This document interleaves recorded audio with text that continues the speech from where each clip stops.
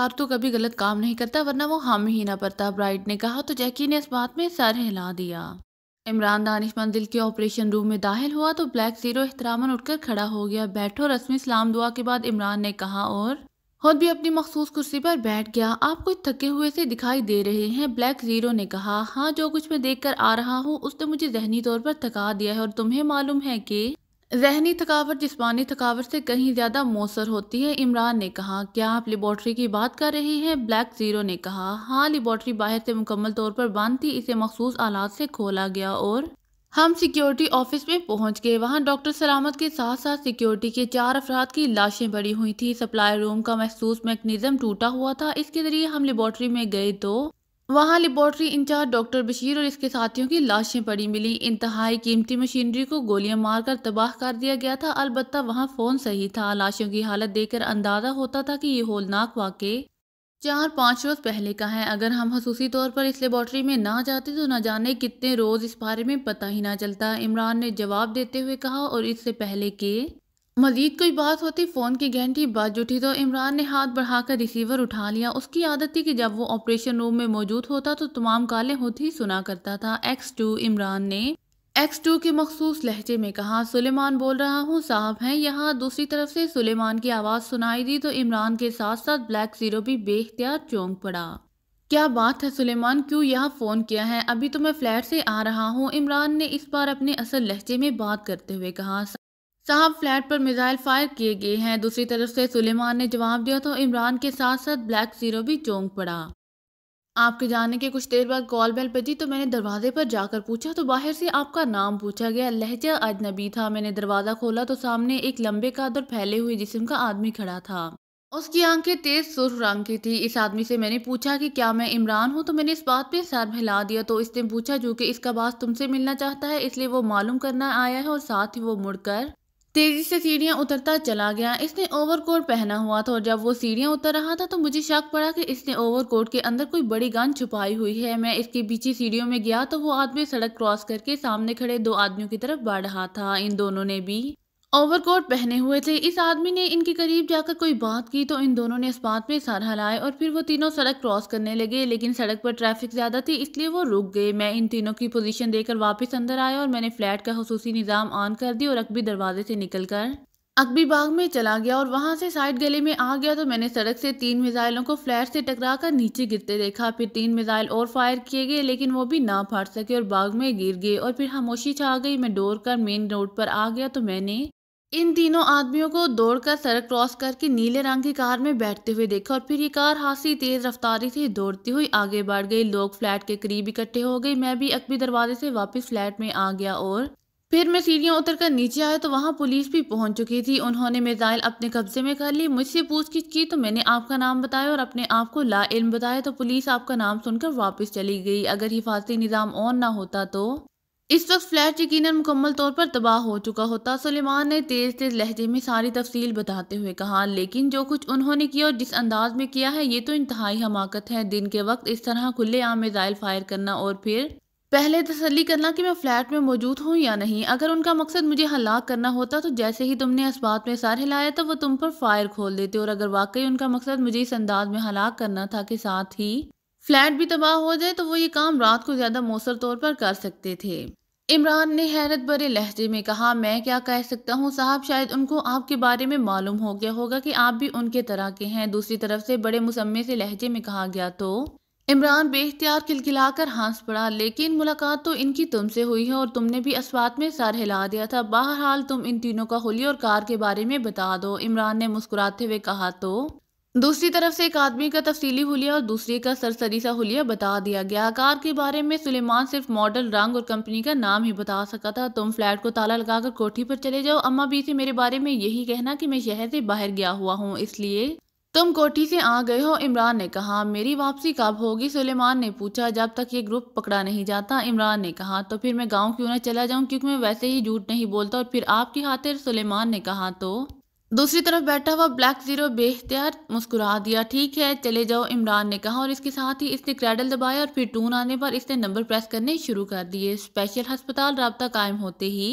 दूसरी तरफ से एक नस्वानी आवाज सुनाई दी तो ब्लैक जीरो चौंक पड़ा। शायद इसके ख्याल में भी ना था कि इमरान सुलेमान की रिपोर्ट सुनने के बाद फौरी तौर पर स्पेशल अस्पताल फोन करेगा। डॉक्टर सिद्दीकी साहब से बात कराएं, मैं अली इमरान बोल रहा हूँ। इमरान ने कहा, यस सर, होल्ड करें। दूसरी तरफ से कहा गया, हेलो डॉक्टर सिद्दीकी बोल रहा हूँ। चंद लम्हों बाद डॉक्टर सिद्दीकी की आवाज सुनाई दी। अली इमरान बोल रहा हूँ, डॉक्टर साहब टाइगर का क्या हाल है? इमरान ने पूछा।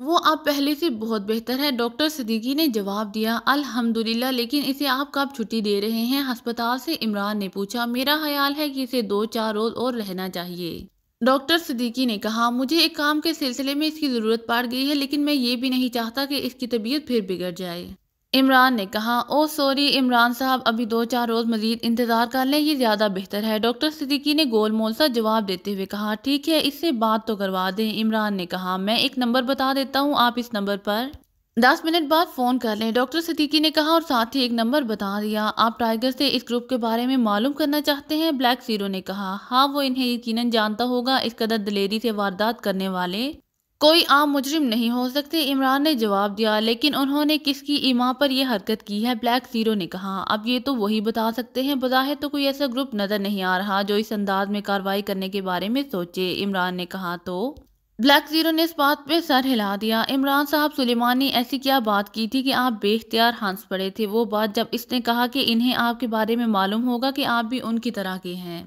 ब्लैक जीरो ने कहा, तो इमरान बेख्तियार मुस्कुरा दिया। सुलेमान अब हुरीरे खा खा कर खतरनाक हद तक ज़हीन हो चुका है। मैंने हमला आवरों को अहमक कहा था तो उसने ये फिक्रा कहा, उसका मतलब था कि शायद हमला आवरों को मालूम हो गया होगा कि मैं भी इनकी तरह अहमक हूँ, इमरान ने वजाहत करते हुए कहा। तो इस पर ब्लैक जीरो भी बेख्तियार हंस पड़ा। इमरान ने रिसीवर उठाया और डॉक्टर सिद्दीकी के बताए हुए नंबर प्रेस करने शुरू कर दिए। टाइगर बोल रहा हूँ। राब्ता कायम होते ही टाइगर की आवाज़ सुनाई दी। अली इमरान बोल रहा हूँ, कैसी तबीयत है तुम्हारी? इमरान ने कहा। अब पहले से बहुत बेहतर है बास, दूसरी तरफ से जवाब दिया गया। अभी अभी मेरे फ्लैट पर मिसाइलों से हमला किया गया है। सुलेमान ने हमला आवरों को चेक कर लिया था, इसलिए इसने हिफाजती निज़ाम ऑन कर दिया था, जिसकी वजह से मिसाइल फट ना सके। सुलेमान ने एक हमला आवर का इंतहाई तफसील से हुलिया बताया है। मैं वो हुलिया तुम्हें बता देता हूँ, तुम बताओ कि क्या इस आदमी को पहचानते हो? इमरान ने कहा और इसके साथ ही इसने सुलेमान से फ्लैट के दरवाजे पर मिलने वाले आदमी का हुलिया तफसील से बता दिया। बस मुझे सोचना पड़ेगा, लेकिन इस वक्त ऐसा हमला तो दीदा दिलेरी की इंतहा है, टाइगर ने जवाब दिया। हाँ, ऐसा काम कोई आम ग्रुप नहीं कर सकता। इस आदमी के 2 और साथी भी थे, उनके लिबास और हुलिये भी सुलेमान ने बताए हैं। उनके पास नीले रंग की सेडॉन कार भी थी, इमरान ने कहा, और इसके साथ ही इसने बाकी दोनों अफराद की हुलिये भी बता दी और कार के बारे में भी तफसीलात बता दी। मेरे जहन में तो आ रहे हैं बास, लेकिन वादे नहीं हैं, आप मुझे सोचने का कुछ वक्त दें, टाइगर ने कहा। ठीक है, मैं आधे घंटे बाद इसी नंबर पर दोबारा फ़ोन करूंगा, तुम फ़ोन अभी वापस ना करना, इमरान ने कहा। यस पास, टाइगर ने जवाब दिया। तो इमरान ने रिसीवर रख दिया। टाइगर हादसा कमज़ोर हो गया होगा, इसलिए इसकी याददाश्त पर भी असर पड़ा है, ब्लैक जीरो ने कहा। हाँ, जिस हालत से वो गुजरा है वो हादसी खतरनाक थी, इमरान ने जवाब दिया। और फिर आधे घंटे बाद इमरान ने एक बार फिर रिसीवर उठाकर नंबर प्रेस कर दिए। टाइगर बोल रहा हूँ, दूसरी तरफ से टाइगर की आवाज़ सुनाई दी। कुछ याद आया है? इमरान ने पूछा। यस पास, मेरे जहन में हाका तो मौजूद था, लेकिन बात पूरी तरह वाजे नहीं हो रही थी। जिस आदमी को हुलिया आपने तफसील से बताया है, इसका नाम टमूथी है, इसे अंडरवर्ल्ड में चीफ किलर के नाम से जाना जाता है। इसका ताल्लुक पेशेवर कातिलों के एक ग्रुप से है, जिसका इंचार्ज क्लास क्लब का मालिक और जनरल मैनेजर कॉर्डन है। ये क्लब नटर रोड पर है और यहाँ पाकिस्तान के इंतहाई आला तरीन ऑफिसर्स भी आते जाते रहते हैं। बज़ाहिर ये एक रेस्टोरेंट है, लेकिन नीचे तहखानों में हर चीज़ मिलती है और हर किस्म की अयाशी भी कराई जाती है। चूँकि कॉर्डन सिर्फ पेशेवर कातिलों का सरगना है, इसलिए मैंने इससे ज़्यादा राह रस्म नहीं रखी, लेकिन मैं अक्सर वहाँ इसलिए आता जाता रहता हूँ कि वहाँ गैर मुल्की भी काफ़ी तादाद में पाए जाते हैं। ये चीफ किलर वहीं क्लाइस क्लब में ही रहता है, टाइगर ने पूरी तफसील बताते हुए कहा। ये कार्डन क्या मुकामी आदमी है? इमरान ने पूछा। नहीं बास, ये एक्रीमिया नजात हैं, अलबत्ता ये टमूथी मुकामी आदमी है, टाइगर ने जवाब दिया। कितने मेंबर्स हैं इस ग्रुप में? इमरान ने पूछा। ये तो मुझे नहीं मालूम, मैं इनमें से सिर्फ इस चीफ किलर को जानता हूँ, क्योंकि अक्सर उससे क्लब में आमना सामना होता रहता है, टाइगर ने जवाब दिया। ओके, काफ़ी है, अब मैं खुद ही इनसे निमट लूंगा, इमरान ने कहा और फिर क्रेडल दबा दिया। और फिर टून आने पर इसने नंबर प्रेस करने शुरू कर दिए। राना हाउस राब्ता कायम होते ही दूसरी तरफ से जोसेफ की आवाज़ सुनाई दी। इमरान बोल रहा हूँ, जवाना कहाँ है? इमरान ने कहा। मौजूद है बॉस, जोसेफ ने जवाब देते हुए कहा। इसे बुलाओ, इमरान ने कहा। यस बॉस, जोसेफ ने कहा और फिर रिसीवर रखे जाने की आवाज़ सुनाई दी। यस बॉस, मैं जवाना बोल रहा हूँ। चंद लम्हों बाद जवाना की आवाज़ सुनाई दी। जवाना, जोसेफ के साथ जाओ। नर्टर रोड पर एक क्लब है जिसका नाम क्लाइस क्लब है। बज़ाहिर ये रेस्टोरेंट है लेकिन नीचे तहखाने में क्लब है। इसके मालिक और जनरल मैनेजर का नाम गार्डन है। ये गार्डन एक्रीमियन नजात है। ये पेशावर कातिलों के ग्रुप का सरगना है और इस ग्रुप का एक पेशावर कातिल है जिसका नाम टमूती है, लेकिन इसे वहाँ चीफ किलर कहा जाता है। इस चीफ किलर ने अपने 2 साथियों समेत मेरे फ्लैट पर दिन दिहाड़े मिसाइल फायर किए हैं। हिफाजती निज़ाम ऑन होने की वजह से मिसाइल फट ना सके, लेकिन ये लोग दूसरी बार भी तो कोशिश कर सकते हैं, इसलिए इस चीफ किलर को तो वहीं ख़त्म कर देना। अलबत्ता इस गार्डन को तुमने उठाकर राना हाउस ले आना है ताकि इससे पूछगिछ की जा सके। इमरान ने तफसील से बात करते हुए कहा। ओ बॉस, इसकी ये जुर्रत, मैं इस क्लब की ईंट से ईंट बजा दूंगा। जवाना ने गसीले लहजे में कहा। वहाँ कत्लेआम करने की कोई ज़रूरत नहीं है क्योंकि वहाँ सारे जराइम पेशा अफराद नहीं जाते। अलबत्ता इस चीफ किलर का खात्मा करना है और इस गार्डन को उठाकर ले आना है, इमरान ने सर्द लहजे में कहा। यस मास्टर, जवाना ने कहा। जोसेफ को रिसीवर दो, इमरान ने कहा। यस पास। चंद लम्हों बाद जोसेफ की मौतबाना आवाज़ सुनाई दी। जवाना के साथ जाओ। राना हाउस का हिफाजती निज़ाम ऑन कर देना और वापसी के वक्त ख्याल रखना कि कोई तुम्हारा ताकुब तो नहीं कर रहा, और जब वापस आओ तो मुझे चीफ के नंबर पर इत्तला दे देना। मैं खुद आकर इस आदमी से पूछगिछ करूंगा, इमरान ने कहा। यस बॉस, दूसरी तरफ से जोसेफ ने कहा तो इमरान ने रिसीवर रख दिया। आप खुद नहीं गए, ब्लैक जीरो ने कहा। जवाना और जोसेफ दोनों समझदार हैं, इमरान ने कहा। मेरे ख्याल में इमरान साहब, जो पैकेट्स एक्रीमिया से वापस लाए गए हैं, ये शायद कार्रवाई इसी सिलसिले में हो रही है। चंद लम्हों की खामोशी के बाद ब्लैक जीरो ने कहा। शायद, लेकिन अगर ऐसा है तो इसका तो मतलब है कि उन्हें जैकब के बारे में मालूम हो गया है, इमरान ने चौंक कर कहा और इसके साथ ही इसने हाथ बढ़ाकर रिसीवर उठाया और तेजी से नंबर प्रेस करने शुरू कर दिए और थोड़ी देर बाद इसका राब्ता जैकब से हो गया। जैकब बोल रहा हूँ, जैकब की आवाज़ सुनाई दी। Chief from this end, Imran ने महसूस लहजे में कहा। यस चीफ, दूसरी तरफ से जैकब ने मोतबाना लहजे में जवाब देते हुए कहा। पैकेज के बारे में दूसरी पार्टी ने क्या कार्रवाई की है, इमरान ने पूछा। चीफ, पुलिस काम कर रही है डकैती के आइडिया पर, दूसरी पार्टी का मुझे इल्म नहीं है, जैकब ने जवाब देते हुए कहा। तुम पर तो शक नहीं पड़ा इन्हें, इमरान ने पूछा। नो सर, दूसरी तरफ से कहा गया तो इमरान ने ओके कहकर रिसीवर रख दिया। ग्राहम से कहें वो स्प्राइड और जैकी के बारे में मालूमात हासिल करे, आप पर हमला बिला वजह नहीं हो सकता, ब्लैक जीरो ने कहा। हाँ, मेरा ख्याल है कि पहले इस गार्डन से मालूम किया जाए कि इसने ये हमला किस ईमा की कराया है, फिर इस हमला करने वाले के पीछे ग्राहम को लगाया जाए, इमरान ने कहा। अब इस फार्मूले के बारे में क्या फैसला हुआ है, सरदावर ने कुछ कहा, ब्लैक जीरो ने पूछा। उन्होंने कहा था कि वो वापस जाकर इस सिलसिले में मीटिंग करेंगे, फिर मिलकर कोई फैसला हो सकेगा, इमरान ने कहा। तो ब्लैक जीरो ने इस बात में सर हिला दिया। फिर तकरीबन 1.5-2 घंटे बाद फोन की घंटी बाज उठी तो इमरान ने हाथ बढ़ाकर रिसीवर उठा लिया। X2, इमरान ने मखसूस लहजे में कहा। जोसेफ बोल रहा हूँ, बास को पैगाम दे दें कि इनका मतलूबा आदमी राना हाउस पहुंच गया है। दूसरी तरफ से जोसेफ की मौतबाना आवाज़ सुनाई दी। ओके, इमरान ने कहा और रिसीवर रखकर वो उठा और बैरूनी दरवाजे की तरफ बढ़ गया। इमरान के फ्लैट पर दिन दहाड़े मिसाइलों से हमला किया गया था जो सुलेमान की गैर हाजिरी की वजह से नाकाम हो गया था, क्योंकि इसने शक पड़ते ही खसूसी हिफाजती निज़ाम ऑन कर दिया था। फिर इमरान ने टाइगर के जरिए हमला आवरों को, जो दरअसल दारुल हुकूमत के पेशावर कातलों का ग्रुप था, ट्रेस कर लिया। इस ग्रुप का सरगना क्लाइस क्लब का मालिक एक्रीमियन नजात गार्डन था। इमरान ने जोसेफ और जवानों को इस गार्डन को अगवा करके राना हाउस ले आने का हुक्म दिया और इन दोनों ने इसके हुक्म की तामील कर दी। और फिर जोसेफ ने इमरान को इत्तला दी और इमरान इस गार्डन से पूछगिछ करने के लिए राना हाउस पहुंच गया। क्या हुआ वहां जवाना, इमरान ने जवाना से मुहातिब होकर कहा। कोई खास बात नहीं हुई, टमूथी उर्फ चीफ किलर वहीं मिल गया था। इसके मखसूस अंदाज को देखते ही मैं समझ गया था कि ये पेशावर कातिल हो सकता है। मैंने उसे अपने बारे में बताया तो वो मुझे लहदा कमरे में ले गया। वहां मैंने इसके दिल में गोली उतार दी। इस दौरान जोसेफ इस गार्डन तक पहुंच गया था। इसके ऑफिस का एक अकबी रास्ता था। जोसेफ इसे इस रास्ते से बाहर ले गया। जब मैं कार अकबी तरफ ले गया तो गार्डन को कार में डालकर हम यहाँ ले आए। जवाना ने इस अंदाज में जवाब दिया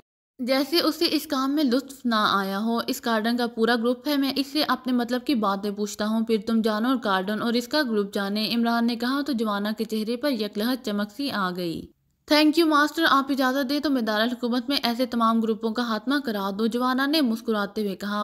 मुझसे इजाज़त लेने की क्या ज़रूरत है, तुम स्नैक किलर के चीफ हो, इमरान ने मुस्कुराते हुए जवाब दिया। इस जोसेफ ने मेरे हाथ बांध रखे हैं, न जाने इसके जहन में स्नैक की क्या तारीफ है, जवाना ने मुंह बनाते हुए कहा। तो इमरान बेइख्तियार हंस पड़ा। ब्लैक रूम में जोसेफ मौजूद था। इमरान अपनी मखसूस कुर्सी पर बैठ गया। सामने एक लंबे कद और बाहरी जिस्म का आदमी रार्स में जकड़ा हुआ मौजूद था। इसके चेहरे के मखसूस हदोहाल बता रहे थे कि वो हासा संगदिल और सफाक फितरत का मालिक है। इसे होश में ले आओ, इमरान ने कहा। तो जोसेफ ने जेब से एक शीशी निकाली और आगे बढ़कर उसने उस आदमी की नाक से लगा दी। चंद लम्हों बाद इसने शीशी हटाकर इसका ढक्कन लगाया और फिर शीशी वापस जेब में डालकर वो पीछे मुड़ा और इमरान की कुर्सी के अकब में खड़ा हो गया, जबकि कुर्सी के अकब की दूसरी तरफ जवाना मौजूद था। चंद लम्हों बाद उस आदमी ने कराहते हुए आंखें खोल दी और होश में आते ही इसने बेख्तियार उठने की कोशिश की, लेकिन जाहिर है इसने नाकाम रहना था। फिर इसकी नजरें इमरान पर जम गई और वो बेख्तियार चौंक पड़ा। इमरान ने देखा कि उसकी आंखों में शनासाई की चमक उभरी थी। मम मैं कहाँ हूँ, ये मुझे क्यों जकड़ा गया है? इस आदमी ने हैरत भरे लहजे में कहा। तुम्हारा नाम कार्डन है और तुम क्लास क्लब के मालिक और मैनेजर हो, इमरान ने सद लहजे में कहा। हाँ मगर, कार्डन ने होंठ चबाते हुए कहा, तुमने पेशेवर कातिलों का एक बड़ा ग्रुप बनाया हुआ है और तुम्हारे आदमी टमूती उर्फ चीफ किलर अपने 2 साथियों समेत मेरे फ्लैट पर पहुंचे और फिर उन्होंने दिन दहाड़े फ्लैट पर मिसाइल फायर कर दी जो फट न सके। क्या मैं दुरुस्त कह रहा हूँ? इमरान ने इंतहाई सख्त लहजे में कहा। यह सब गलत है, मेरा किसी कातिलों के ग्रुप से कोई ताल्लुक नहीं है, मेरा तो क्लब है, कार्डन ने एहतजाजी लहजे में कहा। मुझे पहचानते हो? इमरान ने सख्त लहजे में कहा। हाँ तुम इमरान हो, टाइगर के उस्ताद, कार्डन ने कहा। अब पहली बात तो ये बता दूं कि तुम्हारे चीफ किलर को वहीं क्लब में ही हलाक कर दिया गया है और तुम्हारे ग्रुप के दूसरे कातिलों का भी यही हशर होगा। मैं ऐसे मामलात में मुदाखलत नहीं करता, लेकिन तुमने खुद ही मेरे फ्लैट पर हमला करके मुझे मुदाखलत का मौका फ्राहम किया है। अब तुम ये बता दो कि तुम्हें ये काम किसने दिया है? इमरान ने कहा। मैं कह रहा हूँ कि मेरा इस काम से कोई ताल्लुक नहीं है और मैं सच कह रहा हूँ, कार्डन ने कहा। जवाना, इमरान ने गर्दन मोड़े बगैर कहा। यस मास्टर, जवाना ने मोदबाना लहजे में कहा। कार्डन की एक आंख निकाल दो, इमरान ने कहा। यस मास्टर, जवाना ने कहा और वो बड़े जारहाना अंदाज में कार्डन की तरफ बढ़ गया। रुक जाओ, मैं बताता हूँ, रुक जाओ, तुम्हारा अंदाज बता रहा है कि तुम वाकई मुझ पर जुल्म करोगे, कार्डन ने यकलहत हज़यानी अंदाज में चीखते हुए कहा और इमरान ने हाथ उठाकर जवानों को रुकने का इशारा कर दिया। वहीं रुक दो जवाना, अब अगर इसने हिचकिचाहट का मुजाहरा किया तो झूठ बोला तो मैं तुम्हें इशारा कर दूंगा और अब एक नहीं बल्कि दोनों आंखें निकाल देना, फिर मैं देखूंगा कि ये अपनी बाकी जिंदगी कैसे गुजारता है, इमरान ने इंतहाई सख्त लहजे में कहा। तो जवाना वहीं इस आदमी के करीब ही खड़ा हो गया। मम मैं सब कुछ बता देता हूँ, मैं तुमसे कुछ नहीं छुपाऊंगा। मुझे ये काम वेलिंगटन के साइड रोड क्लब के मालिक मिकार्तो ने दिया था। मिकार्तो खुद भी वेलिंगटन में ये काम करता है, वो बहुत बड़ा आदमी है और इससे मेरे गहरे ताल्लुकात हैं। इसने मुझे कहा कि तुम्हें हलाक करना है तो मैंने इनकार कर दिया, तो इसने कहा कि फ्लैट को मिसाइलों से उड़ा दो वरना तुम खुद भी खत्म कर दिए जाओगे। मैंने मजबूरन हामी भर ली, फिर मैंने अपने आदमियों को हुक्म दिया, लेकिन उन्होंने वापस आकर बताया कि मिसाइल सिरे से फटे ही नहीं। तो मैंने सोचा कि इसे फ़ोन कर दूं कि मैं ये काम कर नहीं सकता। फिर तुम्हारा ये आदमी अचानक दफ्तर में आ गया और मैं बेहोश हो गया, बस ये है सारी बात, कार्डन ने तेज लहजे में कहा। तो इमरान इसके लहजे से ही समझ गया कि वो सच बोल रहा है। क्या नंबर है मिकार्तो का? इमरान ने पूछा। तुम क्यों पूछ रहे हो? कार्डन ने चौंक कर कहा। ताकि तुमने जो कुछ कहा है वो कंफर्म किया जा सके, इमरान ने सख्त लहजे में कहा और फिर कार्डन ने नंबर बता दिया। इमरान ने पास पड़े हुए फोन का रिसीवर उठाया और तेजी से नंबर प्रेस करने शुरू कर दिए। एक्रीमिया और वेलिंगटन के राब्ता नंबर इसे याद थे, इसलिए इसने इंक्वायरी से पूछने की जरूरत महसूस ना की थी। आखिर में इमरान ने लाउडर का बटन भी प्रेस कर दिया और जवाना को इशारा किया, तो जवाना ने फोन सेट उठाया और कार्डन के करीब जाकर इसने रिसीवर कार्डन के कान से लगा दिया। रोड साइड क्लब राब्ता कायम होते ही एक नस्वानी आवाज सुनाई दी। पाकिशिया से, कार्डन बोल रहा हूँ, मिकार्तो से बात कराओ, कार्डन ने कहा। होल्ड करें, दूसरी तरफ से कहा गया। हेलो मिकार्तो बोल रहा हूँ। चंद लम्हों बाद एक मर्दाना आवाज सुनाई दी। हाँ क्या हुआ, क्या काम हो गया है? दूसरी तरफ से पूछा गया। नहीं, इमरान के फ्लैट पर 3 इंतहाई ताकतवर मिसाइल फायर किए गए हैं, लेकिन वो मिसाइल फटे ही नहीं। मुझे राज रखने के लिए अपने आदमी टमूती को भी हलाक करना पड़ा है। और सुनो मिकार्तो, मैं तुम्हारी रकम तुम्हें वापस भिजवा रहा हूँ, कार्डन ने कहा। क्या कोई और ग्रुप वहाँ नहीं है जो ये काम कर सके? मिकार्तो ने कहा। नहीं मिकार्तो, यहाँ इस इमरान का नाम सुनते ही सब कानों को हाथ लगा देते हैं, कार्डन ने कहा। ठीक है, फिर मैं यहाँ से किसी को भेजता हूँ, दूसरी तरफ से कहा गया। और इसके साथ ही राब्ता खत्म हो गया। तो जवाना ने रिसीवर कार्डन के कान से हटाया और फिर क्रेडल पर रखकर इसने फोन तपाए पर रख दिया। अब मुझे तो छोड़ दो, कार्डन ने कहा। ये जवाना एक्रीमिया के मशहूर पेशेवर कातिल ग्रुप मास्टर किलर्स का रुकन था और अब भी है, लेकिन ये यहाँ स्नेक किलर का चीफ है, इसलिए तुम दोनों हम पेशा जानो, इमरान ने उठते हुए कहा और तेजी से मुड़कर बैरूनी दरवाजे की तरफ बढ़ गया। जोसेफ इसके पीछे आ रहा था। इमरान फोन रूम में आया और इसने रिसीवर उठाया और तेजी से नंबर प्रेस करने शुरू कर दिए। इसे मालूम था कि जवाना कार्डन से पूछगिछ में मसरूफ होगा। जोसेफ हंसपे आधे दरवाजे के बाहर ही खड़ा होगा। ग्राहम बोल रहा हूँ, राब्ता कायम होते ही एक्रीमिया में फॉरेन एजेंट ग्राहम की आवाज़ सुनाई दी। चीफ बोल रहा हूँ, इमरान ने मखसूस लहजे में कहा। यस सर, दूसरी तरफ से ग्राहम ने मोदबाना लहजे में जवाब दिया। वेलिंगटन में एक क्लब है जिसका नाम रोड साइड क्लब है, इसका मालिक और जनरल मैनेजर एक आदमी मिकातू है, क्या तुम इसे जानते हो? इमरान ने पूछा। यस चीफ, वो यहाँ का हादसा मशहूर गैंगस्टर है, ग्राहम ने जवाब देते हुए कहा। इसने पाकिस्तान में एक आदमी कार्डन के जरिए इमरान के फ्लैट पर मिसाइल फायर कराए हैं। वो तो हिफाजती निज़ाम ऑन होने की वजह से मिसाइल फट नहीं सके, लेकिन मैं जानना चाहता हूँ कि इस मिकाटू को ये टास्क किसने दिया है, क्या ये तुम काम कर लोगे? इमरान ने महसूस लहजे में कहा। यस चीफ, ग्राहम ने जवाब दिया। ओके, जिस कदर जल्द मुमकिन हो सके ये काम करके मुझे रिपोर्ट दो, इमरान ने कहा, और इसके साथ ही इसने क्रैडल दबाया और फिर टून आने पर इसने एक बार फिर नंबर प्रेस करने शुरू कर दिए। दावर बोल रहा हूँ। राब्ता कायम होते ही दूसरी तरफ से सरदावर की आवाज़ सुनाई दी। अली इमरान MSCDSC आक्सन बोल रहा हूँ। चीफ साहब मालूम करना चाहते हैं कि फार्मूले के बारे में क्या फैसला हुआ है। इमरान ने संजीदा लहजे में कहा। मेरी शुगरानी साइंसदानों से बात हो गई है। डॉक्टर बशीर तो हलाक कर दिए गए हैं, अब इनकी जगह इनका शागिर्द डॉक्टर रहमतुल्लाह इस पर काम करेंगे और इसे खसूसी कवर देने के लिए फैसला किया गया है कि इस पर फाफिल्का की सुपर लेबॉर्ट्री में काम किया जाए। वो हर लिहाज से महफूज है, सरदावर ने जवाब दिया। क्या वहाँ इस पर काम करने के लिए खसूसी मशीनरी मौजूद है? नहीं, मशीनरी तो शुगरान से मंगवा कर नस्ब करनी पड़ेगी, सरदावर ने जवाब दिया। कितना अरसा लग जाएगा इसमें? इमरान ने पूछा। तकरीबन 2 माह लग जाएंगे। तुम क्यों पूछ रहे हो? सरदावर ने चौंक कर कहा। इस फार्मूले के हसूल के लिए दोबारा भी कोशिश की जा सकती है, इसलिए अगर आप इजाज़त दें तो जब तक मशीनरी नस्ब ना हो जाए ये फार्मूला चीफ की तहवील ही में रहेगा। इस तरह ये हर तरह से महफूज रहेगा, इमरान ने कहा। ठीक है, मुझे क्या एतराज़ हो सकता है? जब मशीनरी नस्ब हो जाएगी तो फिर मैं तुम्हें फ़ोन कर दूंगा, सरदावर ने कहा। ओके शुक्रिया, अल्लाह हाफिज़, इमरान ने कहा और रिसीवर रखकर वो उठ खड़ा हुआ। जवानों को मैंने कह दिया है कि वो गार्डन से इसकी पेशेवर कातिलों के ग्रुप के बारे में तमाम मालूमात हासिल करे और इस ग्रुप का खात्मा कर दे। तुमने इस काम में इसकी मदद करनी है, इमरान ने कमरे से बाहर आकर दरवाजे पर खड़े जोसेफ से कहा। यस पास, जोसेफ ने कहा। तो इमरान सर हिलाता हुआ तेजी से अपनी कार की तरफ बढ़ता चला गया। अगर आपको मेरी वीडियो पसंद आए तो please like, share and subscribe करना मत भूलिएगा। जज़ाकल्लाह।